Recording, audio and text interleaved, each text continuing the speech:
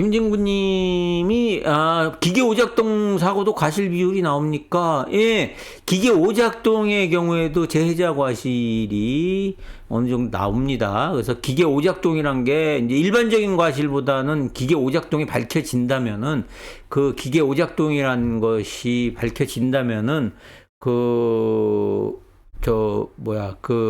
재해자의 과실 비율이 줄어들 수는 있는데 재해자 과실이 0이 될 수는 없어요. 왜냐하면 오작동이 발생한다고 하더라도 그 부분에 대해서 그 본인도 그 부분에 대해서 대비해야 될 이제 안전 책임이 있기 때문에 원래 기본적으로 한 30% 정도 인정된다 하면은 오작동이다 그러면 20%, 근데 많게는 10% 정도, 더 적게는 10%까지. 근데 그 오작동이라고 하더라도 10% 정도까지 인정되는 경우도 또 없고요. 그래서 그 옆에 있던 동료 근로자가 막 잘못 눌러갖고 다친 경우, 이런 경우들조차도 본인 과실이 0% 되는 경우는 없고요. 보통 한 20% 정도까지는 인정이 되는 것 같아요. 근데 그 오작동이란 게 증명이 돼야 돼요. 그래서 오작동이란 게 증명이 안 된다 그러면은 그 오작동을 또 인정하기도 쉽지 않습니다. 그래서 어떤 기계가 잘못됐다는 부분에 대해서 또 다툼이 있을 수도 있어요. 예. 코어잼스톤님, 2년간 합병증 예방관리 받으시는 것 같으신데, 그렇죠? 예, 합병증 예방관리 프로그램이신 것 같아요. 제휴양이 아니고, 합병증 예방관리 병원 지정해서 일주일에 3회 치료 가능하실 거예요. 기계 오작동으로 인한 산재사고시면 과실 비율은 회사가 8, 90 이상 나올 것 같아요. 코어잼스톤님, 답변 또 주셨었네. 예, 그렇습니다. 오작동, 보통 기준이 그 재해자 과실 기준은 일반적인 사건에서 30%를 기준으로 잡아요. 그래서 이제 재해자 과실이 조금 더 세진다 그러면 40%, 50%까지 인정을 하고, 그래서 이제 아주 특별한 경우 아니면 50% 넘어서까지 인정하는 경우는 없고, 그리고 이제 회사 과실이 크거나 과실이 좀 적다 그러면은 본인 과실이 이제 20%거나 10%까지. 근데 10%까지 이렇게 인정하는 사례들은 거의 많이 못 본 것 같아요. 그래서 재해자 과실을 0% 인정하는 경우는 한 번도 못 본 것 같고요. 예. 그래서 심지어는 공사 현장에서 밑에서 일하고 있다가 위에서 뭔가 물체가 떨어져 갖고 다친 경우, 이런 경우도 본인은 과실이 0%라고 주장을 하시는데, 그런 경우에도 본인 과실이 한 20%는 나와요. 왜냐하면 그 위에서 공사 현장이라는 곳이나 아니면 제조업 현장은 언제든지 사고가 발생할 수 있기 때문에 본인이 만반의 대비를 해야 된다는 걸 전제로 하거든요.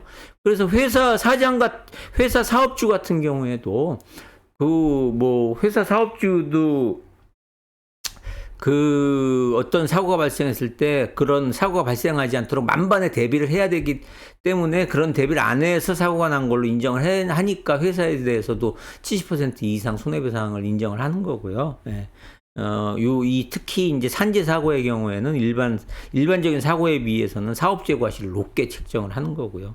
그래서 보통 저는 이제 비교를 하면 뭐라 그러냐면은 산재 사고는 이제 차 대 사람의 사고로 비교를 해요. 그래서 교통사고 같은 경우에 차가 사고가 났다 그러면은 과실을 할 때는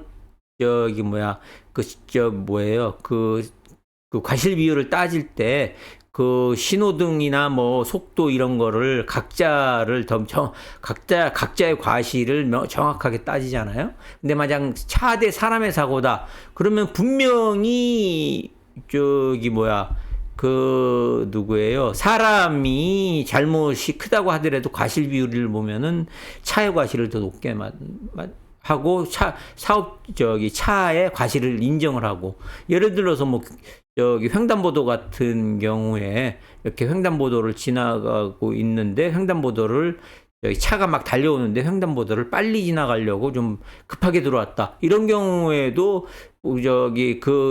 횡단보도를 사람이 빨리 안 들어왔으면 사고가 안 날 것 같은 경우에도 횡단보도의 사고라면은 차는 무조건 서야 된다. 그래서 무조건 사람을 보호해야 될 의무가 있다 하는 것 때문에 차의 과실을 높게 보고 하는 거예요. 그래서 이 산재 사고의 경우에도 마찬가지입니다. 예.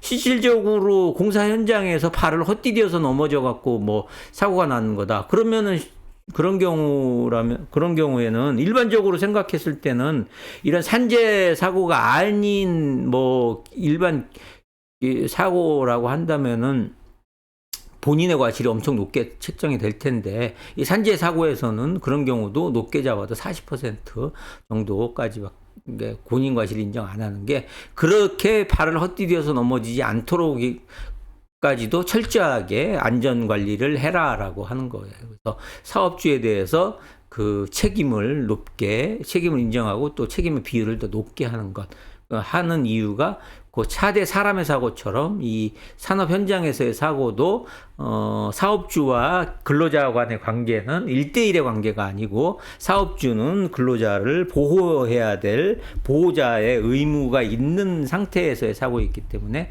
사업주의 과책임을 인정하고 그 과실 비율도 더 높게 인정을 하는 겁니다. 그래서 이제 그렇다고 하더라도 재해자의 과실을 0%로 인정할 수는 없고, 어느 정도 과실이 인정되고, 그래서 이제 뭐 오작동에 의한 과실이라면 당연히 사업주에게 책임이 인정된다고 하더라도 본인도 그런 상황에서, 재해자 본인도 그 사고 발생에 대해서 어느 정도 예방해야 될 필요성은 있다 하는 의미로, 보통 10% 본인 과실이 이제 10%, 20%까지는 무조건 인정을 합니다. 그렇게 알고 계시면 될 것 같아요. 예.